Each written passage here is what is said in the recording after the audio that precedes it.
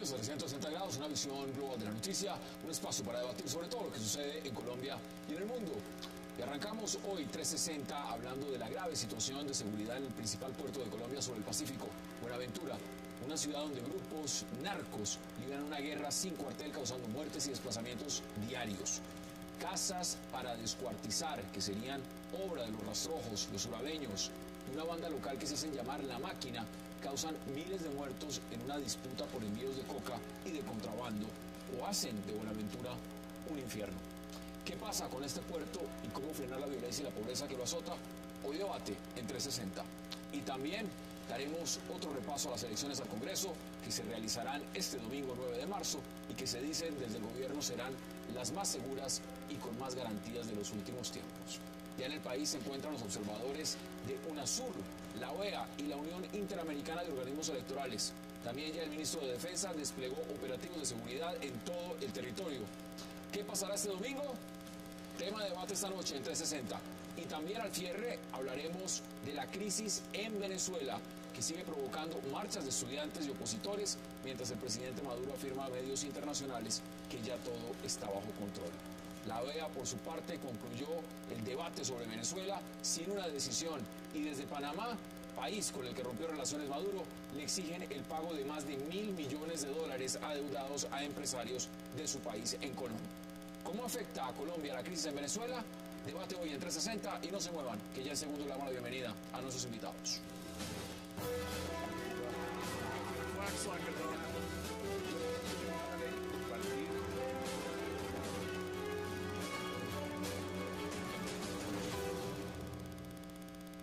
Qué placer dar la bienvenida hoy a 360 a Claudia Dangond, a Paloma Valencia y a Rodolfo Arango. Qué placer y gracias por aceptar esta invitación. Muchas gracias.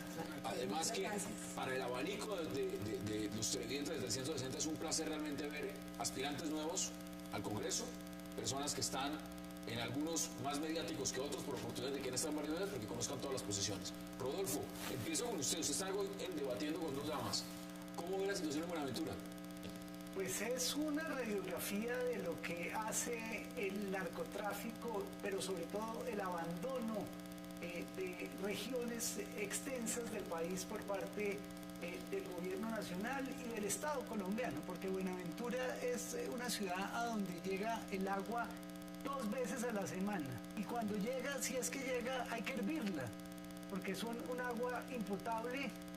Hay una postración total de la población, no hay empleo, el puerto parece una república extranjera aparte de lo que es la ciudad como tal. ¿Cómo se explica? Y sabemos que pues, las rutas del narcotráfico transitan y llevan a que los jóvenes, el 80% de la juventud esté metida en el menudeo y en la venta de narcóticos, bajo el total abandono del Estado colombiano. Y después nos sorprendemos de las consecuencias de las masacres que se presentan en la televisión, cuando realmente esto es consecuencia de la responsabilidad de todos los colombianos. Paloma, ¿cómo se explica o ahora se entiende mejor por qué hacen una cumbre de Alianza Pacífico en Cartagena y no en Buenaventura? ¿No es preferible mostrar la costa Caribe con la ciudad vieja y no mostrar realmente el Pacífico, que es donde está el puerto de entrada más importante del país? Esa actitud del gobierno de querer esconder una realidad concreta en el Pacífico colombiano, pues es lamentable, porque este es un gobierno de la pose, del titular, de la foto. Entonces no le interesan los problemas centrales. Una de las cosas que yo creo que logró el presidente Uribe mostrar es que cuando el Estado vuelve, que es la seguridad democrática, que no es solo la llegada de la fuerza pública, sino de la institucionalidad sobre el territorio colombiano, favorece la democracia, favorece la capacidad de la gente de vivir mejor. Porque cuando el Estado deja espacios, esos los llenan esos grupos al margen de la ley que operan tomando, digamos, el lugar del poder. O sea, los vacíos de poder del Estado los llenan los grupos ilegales. Me preocupa enormemente ver el crecimiento sistemático de los rastrojos y los urabeños. Hace pocos días ya las autoridades internacionales, la ONU, advertía sobre el crecimiento. Y me preocupa en el contexto de esa negociación de impunidad que se lleva en La Habana, porque se le está dando muy mal mensaje.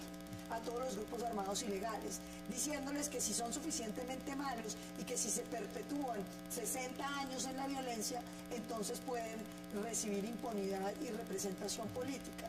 Yo creo que el gran tema de Colombia es cómo uno logra convencer a una sociedad de que tiene que respetar las normas, de que las normas se tienen que cumplir y que no depende de la coerción estatal el cálculo que tienen que hacer los ciudadanos para respetarlas. Claudia, ¿cómo ve usted el escenario? Me parece absolutamente dramático lo que estamos viendo en el puerto de Buenaventura. Buenaventura es el puerto, como usted lo dijo, Hassan, más importante del país y que tiene la proyección más trascendental ahora con la firma de los TLCs y con la ampliación del comercio y todas esas cosas. No le hemos metido un peso a Buenaventura.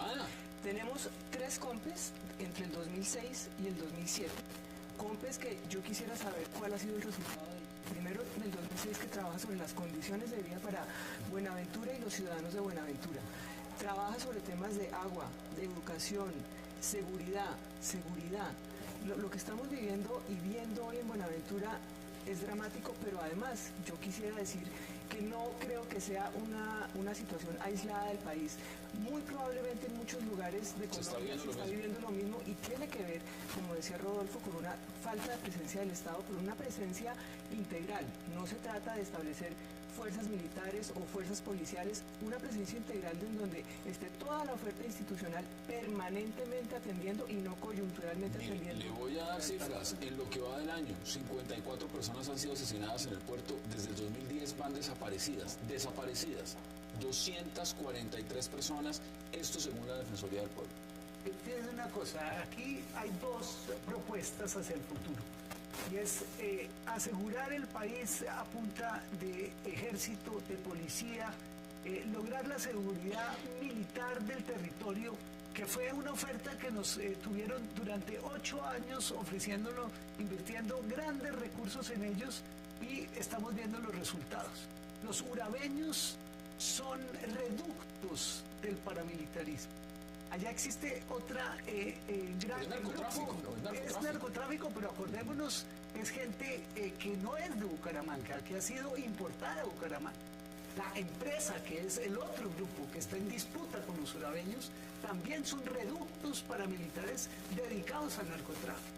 En ese sentido, cuando un país invierte en armas, invierte en guerra, y que tiene un contexto de narcotráfico, pues le va a dar el resultado que da. Estos señores llegan a cualquier barrio, escogen a las jovencitas de 13 años y está perdida la vida de esas niñas. Tienen que salir huyendo. Entonces, el punto concreto, coincido con Claudia. Esas son fotos recientes que estamos viendo mientras Rodolfo está hablando de cómo está la situación en Buenaventura, porque las soluciones que plantea el gobierno es enviar más fuerza pública a controlar alrededor de 700, 800 personas a que controlen. Y yo les voy preguntando de una vez, ¿el tema de Buenaventura se resuelve enviando más fuerza pública? Hombre, yo quiero decir que lo primero es que el presidente Uribe, la seguridad democrática no se limitaba a llevar los policías. Con el presidente Uribe se crearon los programas ambiciosos de inclusión social. Familias en Acción creció exponencialmente, las familias guardabosques, se hizo un cubrimiento de la educación muy importante, se avanzó en temas de salud, se avanzó en temas de empleo. No lo veo muy de acuerdo, a Rodolfo no lo veo muy de acuerdo. Bueno, pero es que esa es una realidad que uno puede ver en las cifras, eso no es si uno está de acuerdo o no, ahí están las cifras. Lo que pasa es que ahí hay una, digamos, y esa es la razón por la cual los estratos más bajos de Colombia son uribistas y quieren al presidente Uribe, porque el presidente logró una combinación muy importante de crecimiento del sector privado, de acompañamiento a las clases menos favorecidas y de integración de la seguridad para que los dos componentes puedan estar en paz. Para nada, para nada. Familias en Acción es un programa electoral. Es un programa para convencer a las familias que recibiendo una platica, entonces saben quién es el salvador, quién es el redentor, y en ese sentido saben por quién votar en la reelección, que es lo peor que le ha podido pasar al sistema político colombiano. Se pervirtió totalmente y ahora todos los recursos públicos se utilizan direccionados para la reelección presidencial. Eso tiene que terminar. En ese sentido, ambos presidentes, el que se inventó la reelección y el que la está usufructuando en este momento, son responsables directos de la debacle que hay política actualmente. ¿Ustedes saben desde cuándo está la iglesia? Adelante. Yo quisiera decir lo siguiente. Aquí no estamos haciendo un juicio ni al gobierno de Uribe ni al gobierno de Santos en este momento. Estamos revisando una situación que se está presentando hoy, que hemos descubierto hoy o que se nos ha presentado en los medios de comunicación hoy en el puerto de Buenaventura. Es un hecho objetivo y cierto, como lo he dicho antes, que tenemos 3 COMPES dedicados integralmente a Buenaventura. Divinos en el papel. Si uno los lee, dice, claro, es maravilloso. Pero ¿dónde están los resultados? ¿Dónde está la plata que se estableció en esos COMPES, donde todas las instituciones del Estado, todos los ministerios tenían que estar allí operando? No hay operación en este momento en Buenaventura. No ha habido operación en Buenaventura. Tanto que ni siquiera se puede hacer una reunión internacional del Pacífico en Buenaventura. No, pero es que les da pena mostrar el puerto, es así de sencillo. Le doy la bienvenida también a Juan Ricardo Lozano. Juan Ricardo, qué placer. Muy buenas, primero que todo permítame entregar esta rosa. Muchas gracias, en el Día de la Mujer y todo. Por favor. Muchas gracias. Eso es un detalle, señora. Por favor, primero. Mire, Muchísimas gracias. No, definitivamente me encanta saludarles. Estas mujeres tan hermosas, para ellas lo mejor. ¿cómo ve usted, ya que está en campaña, cómo ve el tema de Buenaventura? ¿Lo digo serio o bueno? No, Es un chiste. ¿Dónde está la cámara, por favor? ¿Y dónde está el Senado? Aquí. Bueno, listo. ahí tiene una. Yo pienso que este tema de Buenaventura es un tema bastante complejo y para mí, y con vergüenza lo tenemos que decir, es un tema de corrupción. Se encaja en todos los prototipos de corrupción. Está el manejo estructural de toda una, tanto la oligarquía que maneja allí el puerto, como la misma ley, como lo que se trafica, quienes entran, la Macrin, o sea, es un tema que se enmarca dentro del contexto de la corrupción, definitivamente. Usted responsabiliza, digamos, este gobierno ha hecho las cosas bien en Buenaventura, están desde el 2012 alertando qué es lo que está pasando y apenas ahora hay una visita de 3 altos funcionarios, Mindefensa, alto comisionado para las regiones y alto comisionado de seguridad. Están los 3 allá, pero desde el 2002 estamos en el 2014, época electoral, finalizando una campaña cuando hay un candidato presidente. Desde el 2012 hasta acá, ¿qué pasó? Vuelvo y doy cifras. Más de 250 desapariciones, sin contar lo que son los que han sido asesinados.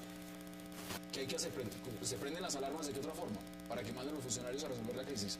¿Cómo lo ves entonces? Ese tema sí lo siente uno como un momento electoral, como un momento coyuntural, pero considero que es de trasfondo. Tantos años, una población abandonada, tantos años. Nosotros básicamente nos entendemos con el tema de la niñez. Nuestra fundación viene trabajando con el tema de la niñez y obviamente de las regiones que más impacto sufren los niños y niñas de nuestro país es en esta región, en donde los dineros de la educación, los dineros de las vías para las escuelas, en donde los dineros que tienen que ver, incluso presentando unas cifras bastante contundentes en lo que tiene que ver con la desnutrición de niños y niñas en esta región. Así que, vuelvo y repito, es un tema tan complicado que no lo arreglan los tres amigos del gobierno. Hassan, por mucho que se quiera establecer un gobierno con pota dura para asegurar la población, si no hay empleo, el camarón no se puede pescar porque hay una veda de camarón. Eran pescadores y vivían de eso. Hay un puerto que está cerrado, que parece una república independiente, con ejército, está totalmente militarizado. No hay que militarizar más el puerto. Y la otra, las empresas madereras han devastado la zona. Entonces, en ese sentido, no hay empleo, no hay fuentes de ingreso. ¿Y qué esperamos los colombianos? ¿No? Esas Agréguele desplazamiento, lo que está generando. Y toma paramilitar y de narcotráfico. Entonces, es un asunto que muestra el lunar colombiano. Y es que nuestras élites siempre han volteado la espalda hacia esas zonas pero es que ahora estamos firmando acuerdos, ya se firmaron, ya se establecieron acuerdos que llaman Alianza Pacífico, y resulta que los países de Sudamérica, usted va y mira la costa pacífica chilena, la costa pacífica peruana, ecuatoriana, y mire la colombiana en el abandono en el que está. Gracias a Bolivia, que no tiene costas. Bueno, ¿cuáles son las conclusiones, Paloma? Hombre, yo lo que veo es que definitivamente este gobierno es un gobierno que ha estado muy de espaldas a las regiones colombianas. Es un gobierno que se encariña con los titulares, con las cifras, que le gusta decirle al país que todo está perfecto y que esconde cuando las cosas están mal. Los problemas hay que atenderlos, hay que mirarlos de frente y hay que tratar de solucionarlos. Por supuesto que todos tenemos claro que Buenaventura necesita inversión, alternativas de empleo. La pregunta es cómo uno genera esas alternativas de empleo. Yo creo que uno de los pasos fundamentales para que el empleo crezca son condiciones de seguridad para atraer empresas, es atender las mejoras en educación, es definitivamente concentrarse en darle nuevas alternativas de progreso a la gente a través de programas sociales. Me queda 1 minuto 30 segundos para sus conclusiones y Claudia también. Adelante. Pienso que para resolver todos estos problemas de nuestro país y básicamente el tema de Buenaventura hay que encajarnos en el tema de la educación en todo sentido. Si no encajamos esa bandera de la educación desde el punto de vista en los niños, en los infantes, en los mismos gobernantes, definitivamente esa es la bandera que hemos de trabajar, la educación. Así se respeta todo el entorno, al semejante, la naturaleza, el medio ambiente. La educación... Buenaventura no es solo culpa de lo que está pasando, esto es de administraciones todas. Claro, todas. Es una historia larga, no es ni de 4, ni de 8, ni de 10, ni de 12 años. Esto es de toda la vida de darle las espaldas a esa región y al Pacífico. Mire, Hassan, mi propuesta siempre ha sido educación. Yo creo que esa es la base de todos los problemas de nuestro país. Y en esta región, claramente, la educación el sistema educativo está de espaldas, porque no tiene en cuenta ni la vocación productiva de la región, ni las necesidades de la región. Luego, la necesidad es preparar una oferta educativa que considere esa vocación productiva, que le permita a la gente quedarse en su región, prepararse para desarrollarla, generar empleo allí, generar desarrollo y de esa manera contribuir al desarrollo de Colombia. Esas son las posiciones. Vamos a nuestra primera pausa porque vamos también a cambiar de tema y vamos a hablar de estas elecciones al Congreso que son el próximo domingo. Ya regresamos.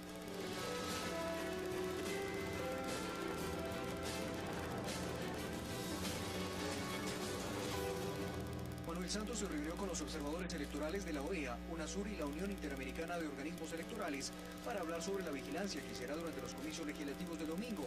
Y ha dicho el jefe de Estado que estas podrían ser las elecciones más seguras en la historia reciente del país. Tal vez estas elecciones serán las más acompañadas para que no haya ninguna duda en cuanto a su transparencia y al respeto que todos debemos tener por la voluntad de los electores. Hemos estado también en un ejercicio permanente de escuchar cualquier tipo de reclamo, cualquier tipo de observación para tomar los correctivos del caso y así darle cada vez más y más confianza al sistema y a los electores.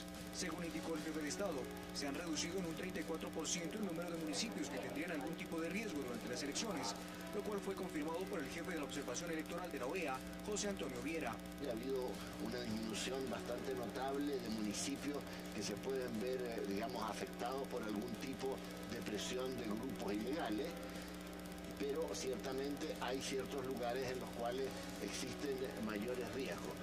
A esos lugares van observadores de la OEA. Nosotros hemos desplegado 27 observadores de 12 nacionalidades, ya partieron esta mañana y están en esos sitios y van a visitar alrededor de 70 lugares de votación. Asimismo, se va a tener una especial vigilancia en departamentos como Atlántico, Antioquia, Santander, Cauca y en la ciudad de Bogotá.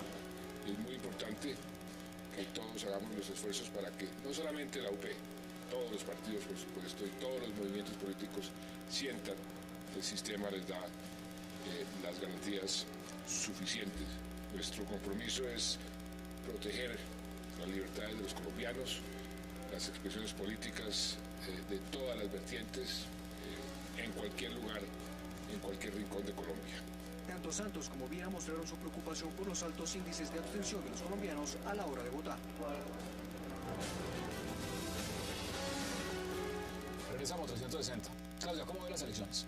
¿Cómo ve esta etapa final? Porque ya el domingo estamos en las urnas. Pues a mí me preocupa mucho porque realmente no veo cuáles son las garantías de las que está hablando el gobierno permanentemente. Transparencia, dijo el presidente. No veo ni transparencia, ni garantías, ni antes del día de las elecciones, ni durante el día de las elecciones.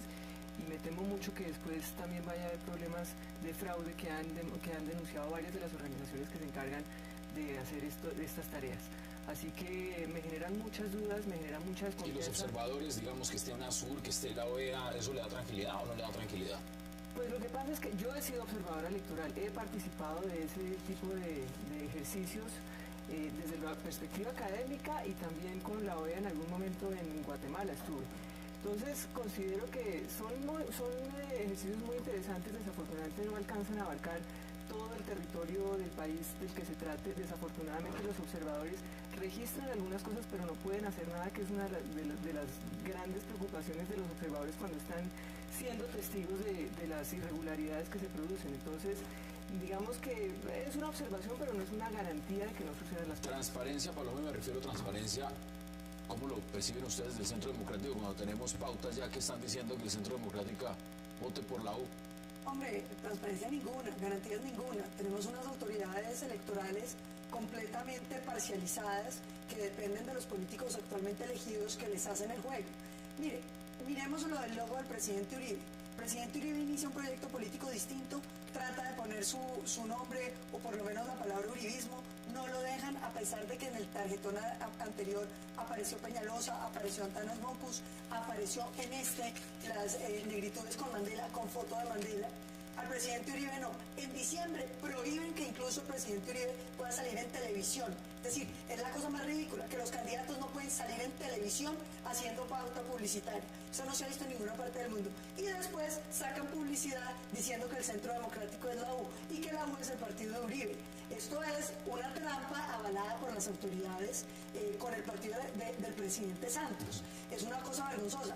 Pero más allá de eso, un territorio vedado para el uribismo. Nuestros candidatos en el Putumayo fueron declarados objetivo militar por las FARC. ¿Y qué dicen las autoridades? Nadie dijo nada. Nuestro candidato, cabeza de lista, el presidente Uribe, iba a ser víctima de un atentado donde iban a dinamitar una reunión donde estaba el Centro Democrático. Nadie dijo nada. Después de eso nos sacan a los líderes de los diferentes municipios, por ejemplo en el Cauca, en el caso concreto donde yo he estado, a la gente la visitan armadas las FARC a decirle que si votan por el Centro Democrático los van a matar. Nos queman la publicidad, nos persiguen la gente y nadie dice nada. Y sale un presidente a decir que está dando todas las garantías. Yo no las veo. Ricardo. Sí, el tema es bastante preocupante. Este es mi primer ejercicio electoral y hemos encontrado bastante dudas y no considero que haya mucha seguridad. Varios aspectos que nos preocupan es que definitivamente las autoridades como el Consejo Nacional Electoral no actúa. Hemos visto en el llano, por ejemplo, una cantidad desbordante de dinero aplicado a estas campañas y uno pregunta, bueno, el Consejo Nacional Electoral, ¿dónde está? ¿Dónde están las autoridades? ¿Dónde sale ese dinero? ¿Dónde está el control? Es de una manera exagerada. Hay candidatos aquí que tienen sedes en todo el país.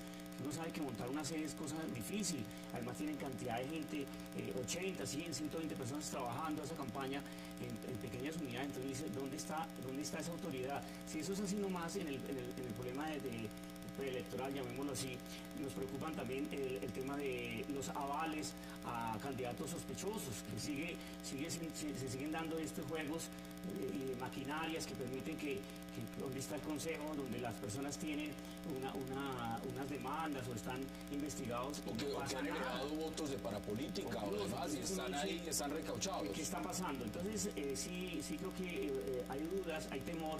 Ahora, uno ve los candidatos que son profesionales en esto y le están invirtiendo mucho al tema de los testigos electorales.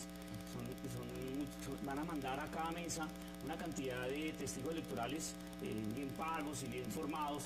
Entonces uno dice, bueno, entonces la gente si estuviera tranquila no estarían trabajando con el tema de los testigos electorales. Entonces sí preocupa mucho el 9 de marzo que vaya a haber alguna indiferencia, alguna crueldad con el tema ¿Y usted cómo lo ve? ¿Usted está tranquilo? Yo digo que las instituciones hay que respetarlas y hay que someterse a las reglas del juego. Y aquí vemos que todos los que hicieron parte de la coalición de gobierno están tirándole piedras al sistema antes de saber los resultados de las elecciones. Y es sumamente preocupante porque se deslegitiman las instituciones. Si uno está jugando, tiene que aceptar o retirarse si ve que no hay garantías. Si uno se queda, tiene que jugar con las reglas del juego. Son muy inequitativas, porque por un lado está la gente que tiene la billetera, que es el gobierno, y la reparte como bien quiera para lograr los votos, y por otro lado han denunciado 3 billones, ¿no? Claro, 3 billones y de por pesos. otro lado estamos con un caudillo que es todopoderoso, demagógico, y que arrastra a la población que quiere seguridad. Y entre esos dos modelos, plutocrático y demagógico, hay una minoría que es la oposición, que no recibe puestos, que no recibe contratos como los demás partidos que se han participado en el gobierno y está defendiendo ¿Sabe qué es ideas. interesante lo que usted está diciendo? Está defendiendo ideas. Usted desde su orilla, usted se refiere abiertamente a tres de los partidos que están acá. Partido Liberal, Partido Conservador y el Centro Democrático. ¿Ustedes identifican con lo que está diciendo Rodolfo o no? No, el Partido Liberal ha estado atento a Con el Gordo García, por ejemplo. Con el gobierno ha estado metido, y yo creo que no sería yo quien pudiera tener la voz en ese sentido, porque pues uno puede estar dentro de una bancada, pero puede estar también discordante con algunos ¿Qué temas. hizo que usted decidiera, digamos, la bancada del Partido Liberal? Una bancada que está en este momento gobernando con el presidente, que es de la Unidad Nacional y que está además siendo cuestionada como uno de los partidos que más habría recibido dinero dentro de esa denuncia que hicieron del carrusel de la reelección. Sí, por eso digo, nosotros consideramos que nosotros nos unimos al Partido Liberal por unos síntomas de filosofía, por unos conceptos que nos enmarcan, con unos proyectos que más o menos empatamos, pero sí es de analizar que en esta coparticipación en el gobierno sí también quedan muchas dudas en cuanto a que no se puede, estamos bloqueados para poder manifestarnos contra el gobierno. Están las cifras, miren las cifras de cifras y conceptos. El 70% del Senado ya está listo y son las grandes maquinarias. Cuando usted dice listo es arreglado. Ya está arreglado, las grandes maquinarias de las familias que prevalecen en la costa, en los Santanderes, en Antioquia, en toda la zona, eso ya está arreglado. Por eso el descontento de la población, por eso el crecimiento del voto en blanco, por eso vamos a tener muy grande abstencionismo en Colombia, porque los jóvenes están cansados de esa política, no creen en los políticos tradicionales. ¿Usted está de acuerdo, Claudio? Mire, yo estoy de acuerdo con varias de las cosas que dice Rodolfo y tengo que decir lo siguiente. En el caso del Partido Conservador, que es donde yo estoy matriculada desde que nací y cuando crecí por convicción absoluta de los principios y valores del Partido Conservador. Y por eso estoy ahí, porque creo que es un partido tradicional, histórico, que merece la pena recuperar en la historia de este país y en la política de este país. Cuando se dice recuperar, quiere decir que en ese momento está dividido, ¿no? Está fragmentado. Uno está con la Unidad Nacional y el otro está con Marta Lucía Ramírez. Y yo estoy en la parte que está con Marta Lucía Ramírez, pensando en una candidatura propia, en la recuperación de una identidad de un partido que es para mí vital en una democracia como la nuestra, pero vital desde la perspectiva histórica y desde la perspectiva tradicional. Y en ese sentido me he sometido a las reglas del partido y a las reglas de nuestra democracia. Pero eso no significa que no pueda cuestionar y que no pueda preguntarme cuáles son las garantías que tenemos las personas que estamos en la regla del juego y que estamos con absoluta verticalidad sometidos a ello.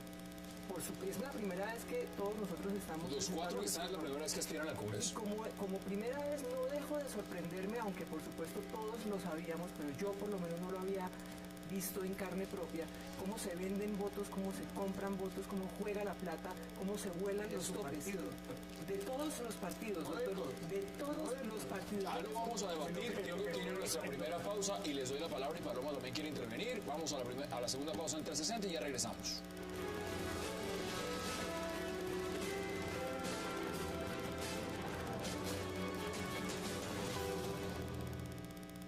De cara a las elecciones del 9 de marzo y 25 de mayo, en donde se elegirán senadores, representantes a la Cámara y presidente, la Fiscalía General de la Nación ya se prepara para evitar posibles delitos electorales.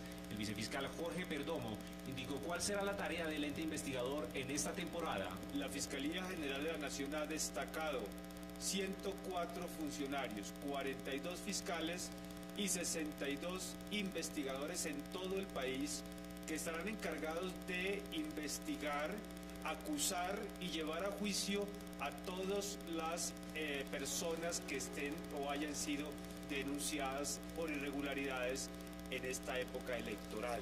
El ente acusador dijo que a la fecha se han presentado más de 100 denuncias por delitos electorales que involucran a candidatos, funcionarios públicos y funcionarios diplomáticos, como es el caso del cónsul de Colombia en San Cristóbal, Venezuela. Hemos llamado a interrogatorio a la vicecónsul de Colombia en San Cristóbal, Rosiluz Sepúlveda Guerrero, por su presunta participación en política, aprovechándose de las funciones que ella tenía o ha ejercido como vicecónsul para favorecer a algunos candidatos.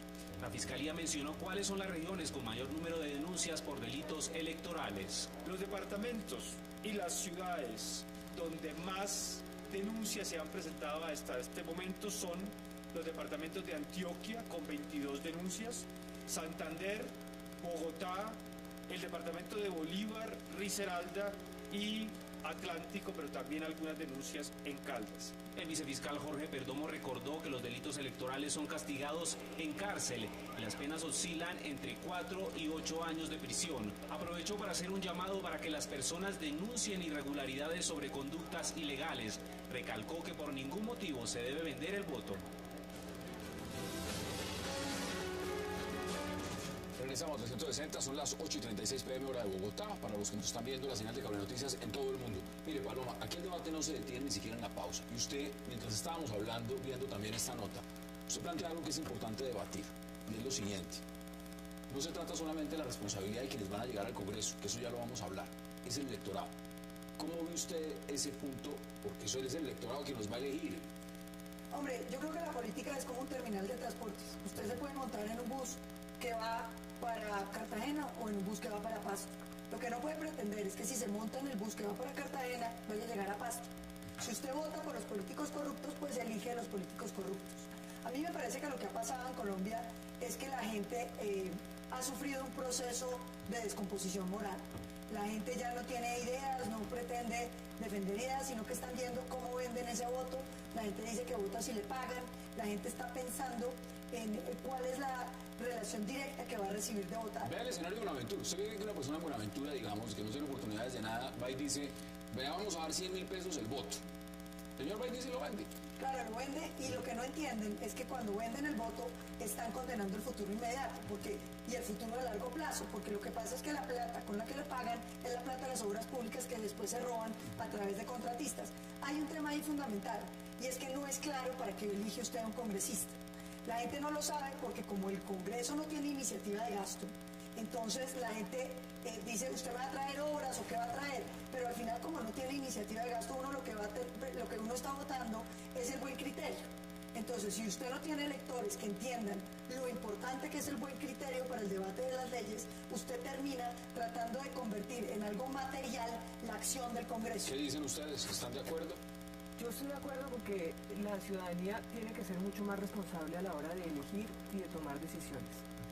Me parece que, y tenemos que hacerle entender a la gente que el poder inorgánico es mucho más fuerte que el poder orgánico, que el poder institucionalizado del Estado. En esa medida, el ciudadano empoderado, responsable, con la capacidad de revisar las propuestas, de revisar los candidatos y de tomar una decisión, pues tiene el poder en sus manos de tener las instituciones que quiera tener. Pero miren lo que está pasando, y lo dice Rodolfo claramente. Un gran porcentaje está con el voto en blanco. Hay unos indecisos. Y hay, usted decía, 70% del Congreso ya arreglado. Bueno, entonces... Perdón, el voto en blanco, para hacer una puntualización en este tema, el voto en blanco lo están pregonando las personas que tienen la capacidad de revisar y de tomar una decisión informada y responsable, y están siendo muy irresponsables, me parece a mí. La gente que está promoviendo el voto en blanco, hoy estaba el doctor Rodolfo en un debate donde lo vi con la persona que está promoviendo esto, no tienen la conciencia de lo que están haciendo, están apuntalando a quienes venden y compran votos, están apuntalando están favoreciendo ese sector, a ese maquinario. Por supuesto, y están dejando por fuera la posibilidad de renovación del Congreso, de gente nueva, con propuestas interesantes y con cosas nuevas que aquí hay 4 candidatos nuevos para el que quiera seleccionar, desde el polo, los liberales, al Centro Democrático, al Partido Conservador. Usted dice Rodolfo también, Juan Ricardo. Esa es la democracia, aquí tenemos posiciones contrarias. Yo no creo que la culpa de la corrupción política sea de la gente, ni sea de la ciudadanía que está mal educada, no, es de los políticos y de los dirigentes que les dan un pésimo ejemplo. Y está pasando una cosa, es que cuando llegan elecciones todos los políticos se vuelven amnésicos, se les olvida la política, no, se les olvida cómo entregan la plata para buscar la reelección, pues, se les olvida la mermelada, y todo el mundo no tiene responsabilidad por los actos propios y empieza a pontificar de lo que va a hacer en el futuro. La gente no es boba, la gente por eso no quiere votar por esos políticos. No, pero yo creo y va a haber un voto acá no se elige, a favor de la oposición. Pero acá no se eligen gobiernos con una agenda y gobiernan con otra. por supuesto, porque ellos tienen unas maquinarias armadas y lo que les Pero ¿quién las hace cumplir? El problema es quién hace cumplir todos esos planes programáticos. Nunca se cumplen, nunca se llegan a fin. El ejemplo. Y yo pienso que es de parte y parte. Creo que el electorado hace parte y es culpable de la situación en que estamos, porque es que alguien decía que el electorado vota el domingo bien y quiere que los estén gobernando bien el lunes. Ya votan mal. Están haciendo, ellos creen que votan bien, pero definitivamente el lunes ya saben, se dan cuenta que están mal gobernados. Entonces la gente, ¿cómo hace? En primer lugar, los planes programáticos de los candidatos no deberían ser en promesas como lo se sigue haciendo tan es que es una rudimentariamente el mismo en casos, por ejemplo, como en la costa, donde de frente le dicen a la gente, ya le compré su voto, valió 30.000 pesos, y la gente, es que yo quería otra cosa, no señor, ya le compré su voto, y la gente vive arrodillada, la gente vive vendida con eso. Hace parte el pueblo de lo que le pasa. Hay una contradicción de fondo, y eso ustedes mismos critican que no hay garantías, porque hay una corrupción que viene desde el gobierno, viene desde arriba, que ya todo está repartido. Y yo me pregunto, los mandatarios, los dirigentes, ¿no debían ser un dechado de virtud? ¿No debían ser las personas que orientaran al pueblo? Y ustedes mismos los están acusando de corruptos y posteriormente le echan la culpa al pueblo. No, eso no es así. Es que los gobernantes tiene que ser de los yo dos. quisiera decir una cosa, es que los gobernantes no suben solos. Los gobernantes los eligen. Y los eligen, y yo creo que no es culpa del pueblo ni de los políticos, es culpa de un sistema donde no hay una responsabilidad directa. Es decir, eso dice el senador Sudarsky, por eso quiere cambiar el modelo. El sistema del senador Sudarsky, con todo respeto, fracasó en Inglaterra. Era terrible. El distrito unipersonal es el más corrupto de todos, porque simplemente termina empoderando a los pequeños varones electorales que son interrotables. El sistema de la circunscripción nacional ha favorecido el voto de opinión. Un senador como el senador Robledo recoge votos en todo el país porque encuentra un nicho de opinión. Una idea. Claro, pues precisamente, tiene la opinión. Entonces, lo que es interesante es cuando el voto de opinión simplemente lo que está interesado es en tener unas posturas que se defienden. Pero cuando usted baja, digamos, a los estratos más pobres, la gente quiere una retribución directa. El tema es que no hay claridad para que usted vota. O sea, ¿para qué le sirve a la gente votar por un senador? Si el senador, ¿qué es lo que va a hacer? ¿Qué es lo que va a hacer el senador? Esa es una pregunta que los colombianos no han terminado de responderse porque la institución del Congreso la han desdibujado en Colombia. Eso debería ser el que hace el caso. Las instituciones en general se han desdibujado y se han desdibujado en la medida en que no están prestando un servicio público y no están trabajando para un servicio público y para el interés general. Pero además yo creo que el problema es mucho más de fondo, es mucho más estructural, si se quiere. Nosotros tenemos un flagelo en este país que es el flagelo del narcotráfico, y yo creo que ese es el origen de todos estos males que estamos nosotros denunciando aquí. Es el principio, la corrupción otra vez, que vuelve y toca en todo. Pero a ver, acá hay un tema. Miren, este gobierno que está terminando este periodo y este Congreso, porque ustedes aspiran al Congreso, es una unidad nacional. 86% del Congreso estaba alineado con el gobierno o se encuentra alineado con el gobierno dentro de la unidad nacional. Es decir, con todas las facilidades para sacar proyectos adelante, todas las reformas que usted quiera, que no va a tener oposición que le diga, no, este proyecto no se aprueba. Y sin embargo no fueron capaces ni siquiera de sacar una reforma a la justicia. La pregunta que hay es lo siguiente, entonces, si con un Congreso de favorabilidad del 86% no son capaces de sacar una reforma a la justicia, ¿cómo serán los demás elementos? ¿Es un problema de los congresistas? ¿Es un problema de los partidos? ¿Es un problema del elector? ¿De quién es el problema realmente? Es una cosa, y es que el anterior gobierno también tenía una enorme mayorías en el Congreso y pudo sacar las leyes de transformación de la sociedad. Ahora, deberíamos mirar hacia adelante. Hay un posible posconflicto y la pregunta es cuáles son las grandes reformas que necesita Colombia. Y todos estamos coincidiendo que la educación... es muy importante por eso, porque ustedes le echan la culpa a el narcotráfico, o le echen la culpa al pueblo ignorante, al pueblo que vota por corrupto. Y resulta que aquí los mandatarios que han regido este país, que son liberales y conservadores, no han querido hacer las grandes reformas que el país necesita, que es una educación pública. Estas elecciones van a permitir que congresistas las hagan. Nos queda menos de un minuto y quiero las conclusiones. Empiezo con usted. A mí me parece que tienen la responsabilidad los dos, el electorado y los candidatos, porque, como decía alguien, como las propuestas, por ejemplo, de un senador como José David Name, que propone que almuerzos a 1.000 pesos, y sus propuestas son indignas, porque siendo un senador y no lo ha hecho, y vuelve y le dice a la gente, es que vamos a colocar el almuerzo a 1.000 pesos, que para eso se requiere que se unan los de Corabastos, los del restaurante y los usuarios. Eso es como yo colocar la gasolina a 3.000 pesos y entonces que se una Pacífico Rubiales y los de las estaciones y los usuarios de la... Entonces, aún así siguen siendo culpables los candidatos que proponen tonterías y la misma gente que decía ayer estaban proponiendo un pacto por Bogotá, supuestamente hasta el río Bogotá lo van a limpiar y Bogotá necesita metro. ¿Cuántos alcaldes han propuesto lo mismo? Deben sus conclusiones sobre este tema. Pues el tema es que es una propuesta absolutamente oportunista y en un momento coyuntural electoral. Yo sí creo que hay necesidad de trabajar por Bogotá, yo sí creo que hay necesidad de hacer un pacto por Bogotá. ¿Usted cree que este congreso que viene, al cual ustedes aspiran, va a ser un congreso transformador o va a ser un congreso, al contrario, igual de los que Yo aspiro que sea un congreso transformador y por eso estoy presentando mi nombre y mi hoja de vida para ser elegida para el Congreso de la República. Si elegimos a los mismos, por supuesto que no va a ser nada. Paloma. Hombre, yo no creo que sea un tema de voluntad de los políticos de hacer las transformaciones. Yo creo que voluntad ha habido. El tema es que este es un país muy difícil. Cuando aquí se quiere evaluar a los maestros, para poner un ejemplo, que es necesario para tener educación de calidad, FECODE pone el grito en el cielo. Cuando se hacen colegios en concesión que demuestran mejores, entonces el pueblo democrático dice que no acepta una educación donde los privados participan. Aquí lo que pasa es que no hemos podido ponernos de acuerdo sobre lo fundamental. La pregunta no es qué, la pregunta es cómo. Vamos a la pausa porque al regreso vamos a hablar sobre otro tema, Venezuela. Ya regresamos.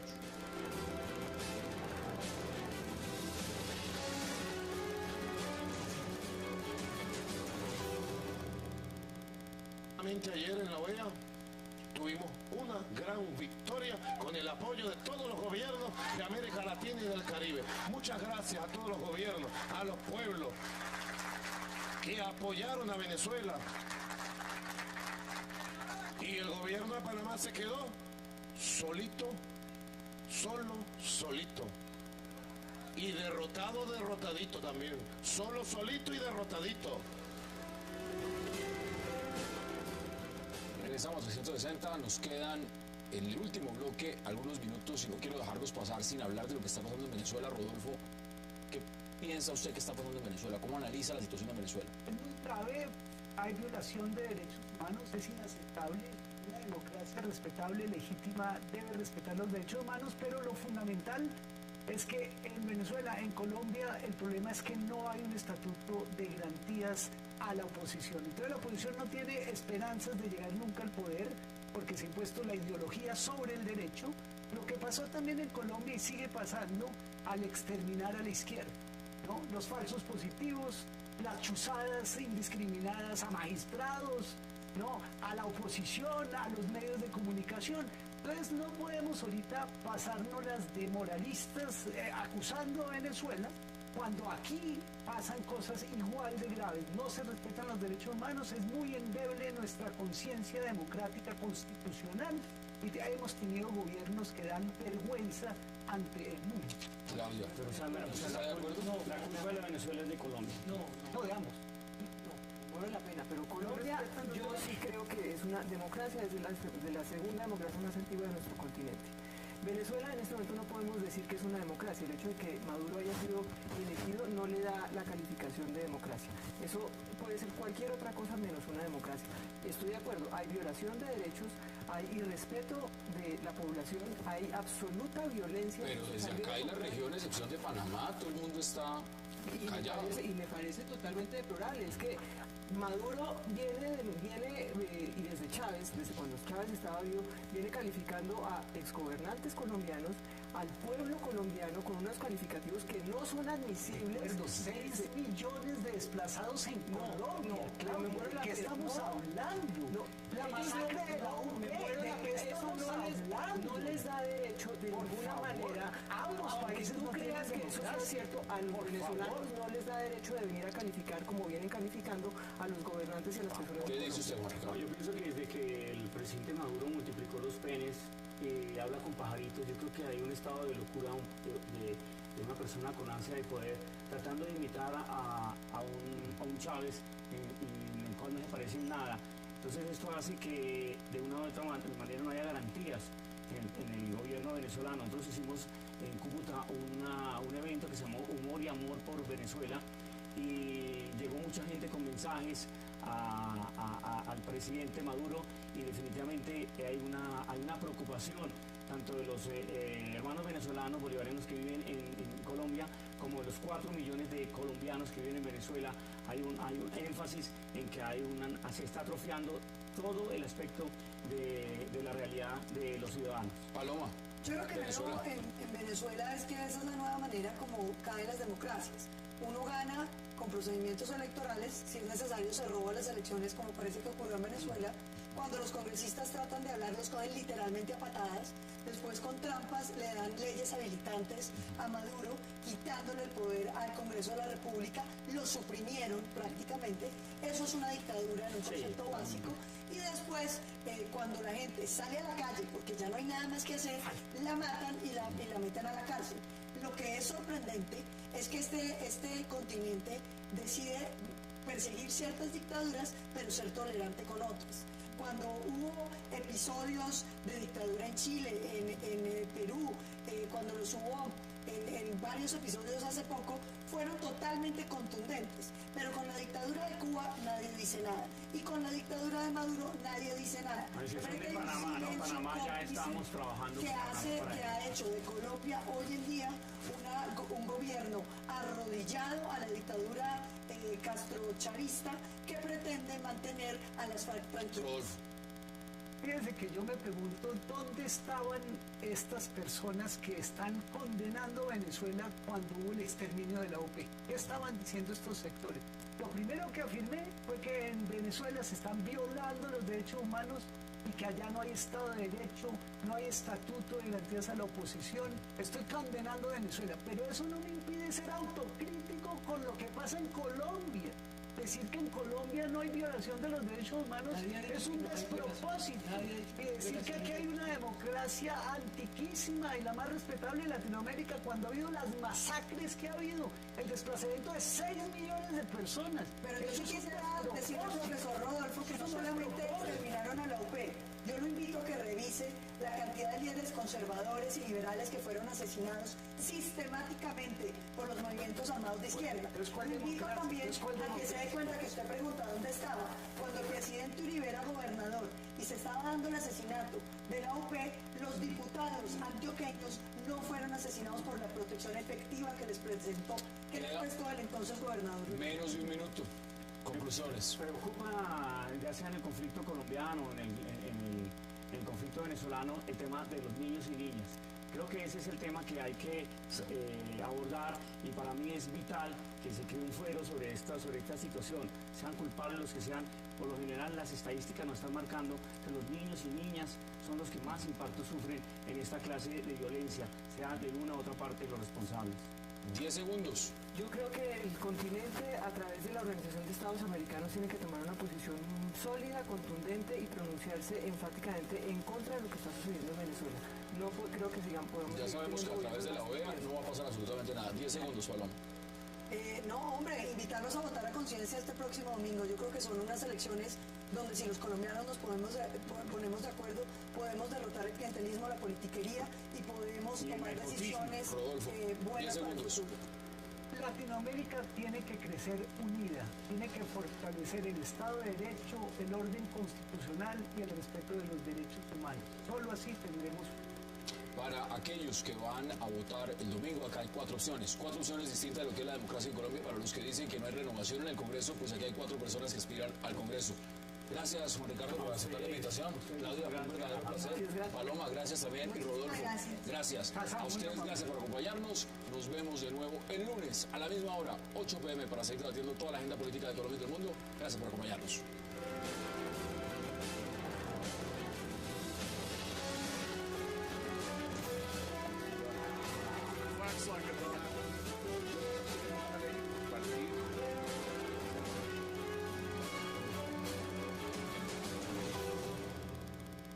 Crecimiento sistemático de los rastrojos y los surabeños. Hace pocos días ya las autoridades internacionales, la ONU, advertía sobre el crecimiento.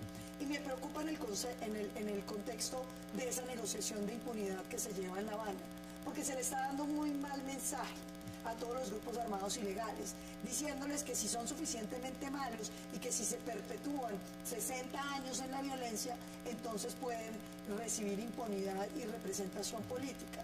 Yo creo que el gran tema de Colombia es cómo uno logra convencer a una sociedad de que tiene que respetar las normas, de que las normas se tienen que cumplir y que no depende de la coerción estatal el cálculo que tienen que hacer los ciudadanos para respetarlas. Claudia, ¿cómo ve usted el escenario? Me parece absolutamente dramático lo que estamos viendo en el puerto de Buenaventura. Buenaventura es el puerto, como usted lo dijo, Hassan, más importante del país y que tiene la proyección más trascendental ahora con la firma de los PLCs y con la ampliación del comercio y todas esas cosas. No le hemos metido un peso a Buenaventura. Tenemos 3 COMPES entre el 2006 y el 2007. COMPES que yo quisiera saber cuál ha sido el resultado.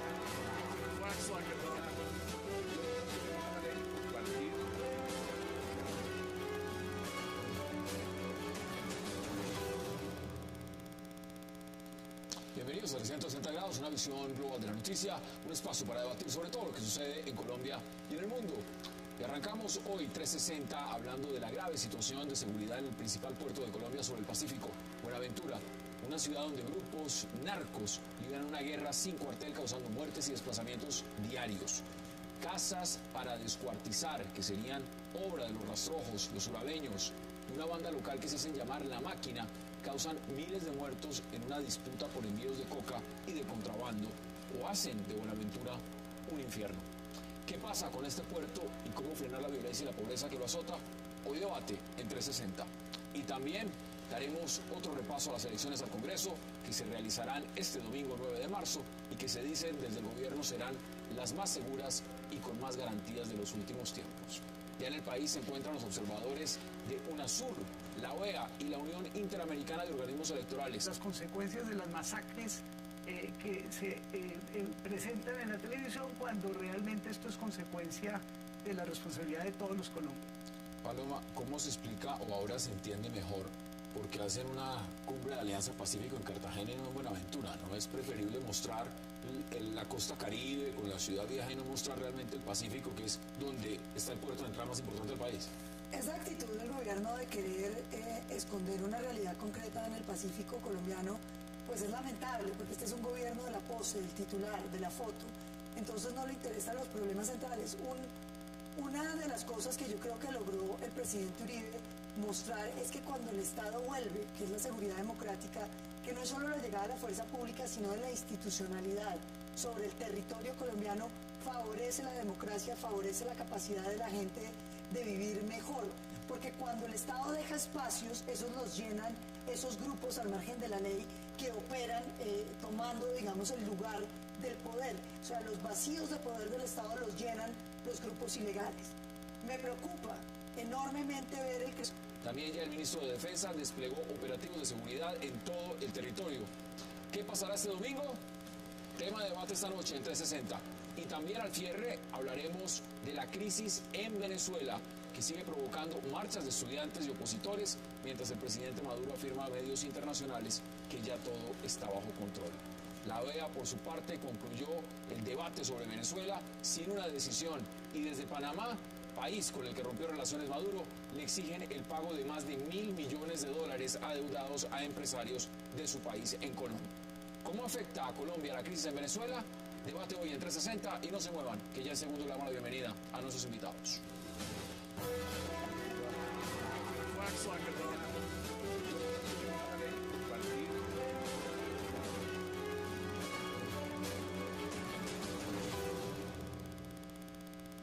placer dar la bienvenida hoy a 360 a Claudia Dangond, a Paloma Valencia y a Rodolfo Arango.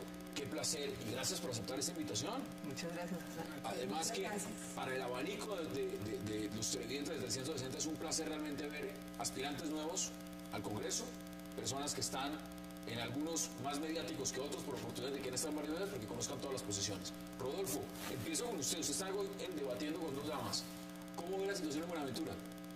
Pues es una radiografía de lo que hace el narcotráfico, pero sobre todo el abandono de regiones extensas del país por parte del gobierno nacional y del Estado colombiano, porque Buenaventura es una ciudad a donde llega el agua 2 veces a la semana, y cuando llega, si es que llega, hay que hervirla, porque es un agua impotable. Hay una postración total de la población, no hay empleo, el puerto parece una república extranjera aparte de lo que es la ciudad como tal. ¿Cómo se explica? Y sabemos que pues, las rutas del narcotráfico transitan y llevan a que los jóvenes, el 80% de la juventud esté metida en el menudeo y en la venta de narcóticos, bajo el total abandono del Estado colombiano. Y después nos sorprendemos de